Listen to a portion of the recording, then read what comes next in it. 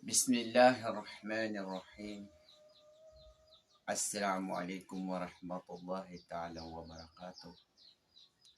Good morning in magandang umaga sa lahat po ng ating mga kaibigan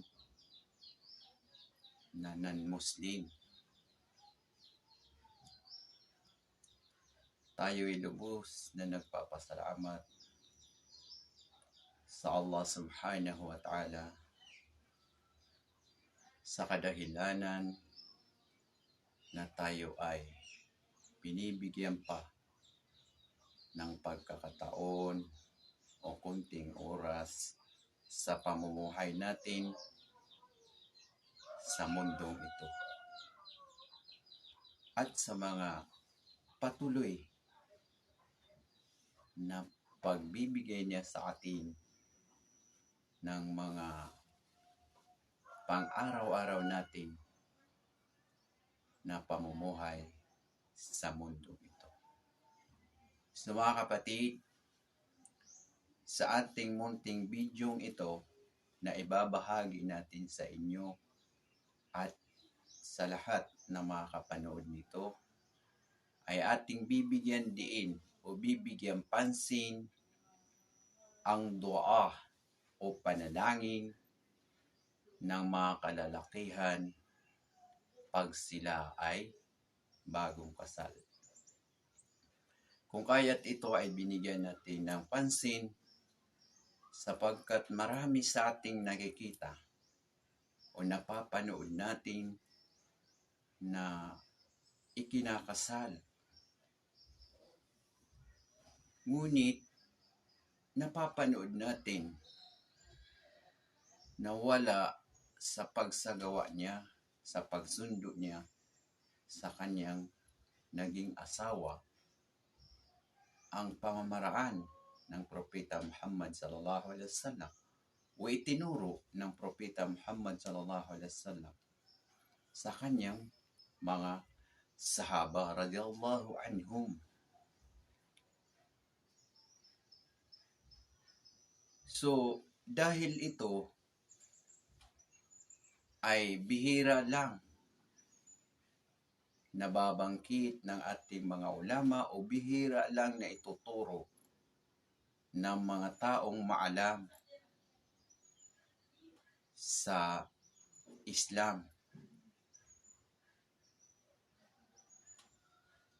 Ngunit ating bibigyan pansin o bibigyan diin na sana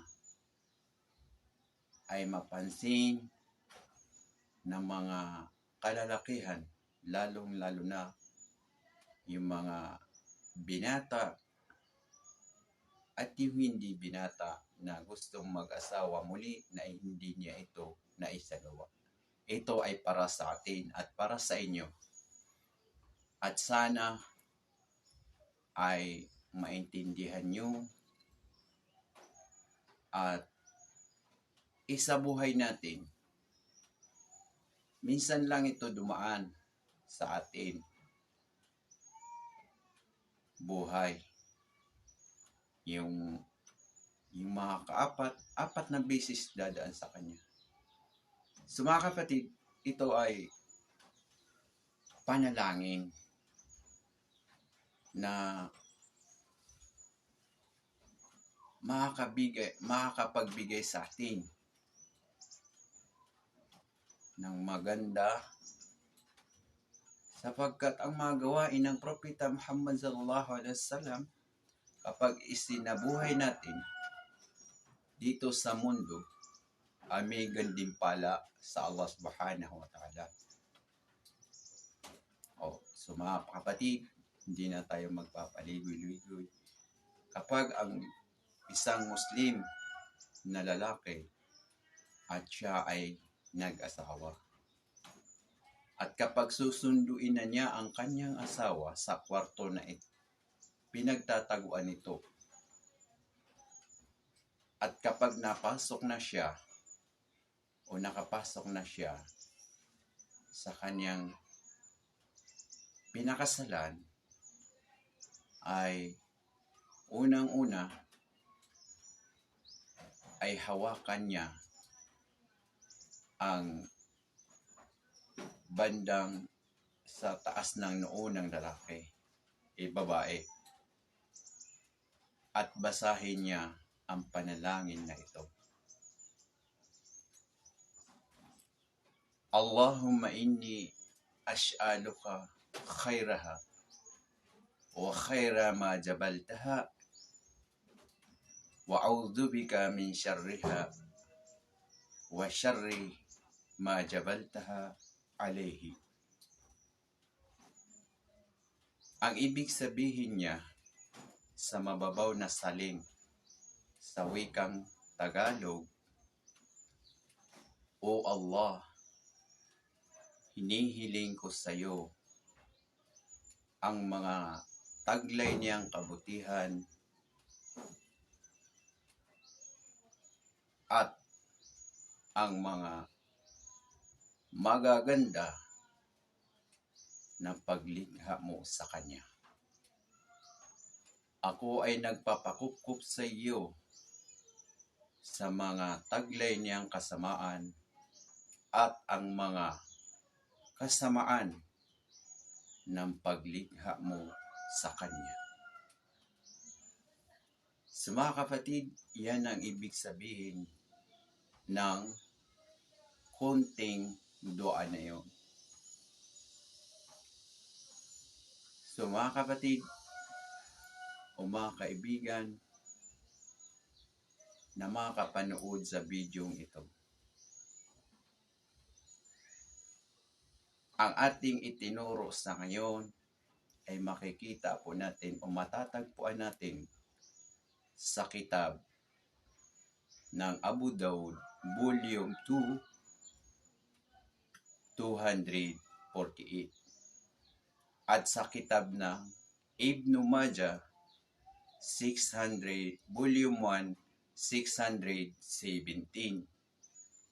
At basahin din natin ang Sahih Ibn Majah ni Sheikh Albani, 320, Volume 1, 324. So mga kaibigan, hindi lang yan sa babae mong pwedeng basahin. Kapag ikaw na lalaki na namili ng baka o hayop, mga hayop na gaya ng baka, kamilyo, at ang kalabaw, kung ano man hayop na gusto naisin mong bilihin na gagamitin mo sa iyong pang-araw-araw na pamumuhay, ay pwede mo rin yan basahin. Itinuro din yan ng Nabi sallallahu alaihi wasallam ang dua na yan. Kapag kamilyo ang iyong binili, ay hawakan mo ng kamay mo sa kanyang liig, yung nakaumbok sa kanyang liig, basahin mo ang dua na yun. At ang mga baka na gusto mong bilihin, yan ay pwede mo rin gamitin dyan. Sapagkat yan mga kaibigan ay napakaganda kapag yun ay ginawa mo, sapagkat inihingi mo sa Allah subhanahu wa ta'ala ang lahat ng mabubuti na taglay ng mga, kung hayop man yan, ay inihingi mo sa Kanya. Dahil lahat ng nilikha ng Allah subhanahu wa ta'ala ay may taglay na kasamaan at may taglay na kabutihan. Kaya pag iyon ay ginawa mo, ang itinuro ng Propeta Muhammad sallallahu alaihi wasallam ay hindi makakasama sa iyo. Bakos, pag iyon ay tinanggap ng Allah subhanahu wa ta'ala, ay hindi kanya mabibigyan ng kasamaan at ibibigay ng Allah subhanahu wa ta'ala ang lahat ng taglay ng kabutihan na napapaloob, maging babae man yan o hayop man yan na binili mo, na gaya ng ating nabanggit, ay ibibigay sa iyo ng Allah subhanahu wa ta'ala ang lahat ng magagandang napapaloob sa Kanya. At ikaw ay kukupkupi ng Allah subhanahu wa ta'ala sa lahat ng masasama na taglay ng babae na yan o hayop man yan na binili mo, ay kukupkupin ka ng Allah subhanahu wa ta'ala. Hindi mangyari yun. Hindi niya magawa sa iyo ang lahat ng masasama na taglay niya. Sapagkat ikaw ay nagsimula sa Allah subhanahu wa ta'ala at hiniling mo. At yun ay kapag tinanggap niya. So napakaganda mga kaibigan. Bakit hindi natin magustuhan ang mga gawain ng Propeta Muhammad sallallahu alaihi wasallam? Kung ating iisipin, ay talaga napakabuti ang idudulot niya sa ating sarili at maging dito sa mundo at sa kabilang buhay. Sa mga kaibigan, hanggang dito na lang ang ating bidyong ito. At kung ito man ay may kamalian na naibahagi ko sa inyo, yun ay galing sa aking sarili. At kung mayroon man kayong matutunan o nagustuhan sa aking mga sinabi sa bidyong ito, yun ay galing sa Allah subhanahu wa ta'ala. Patawarin nawa tayo ng Allah subhanahu wa ta'ala. Assalamu alaikum wa rahmatullahi ta'ala wa barakatuh.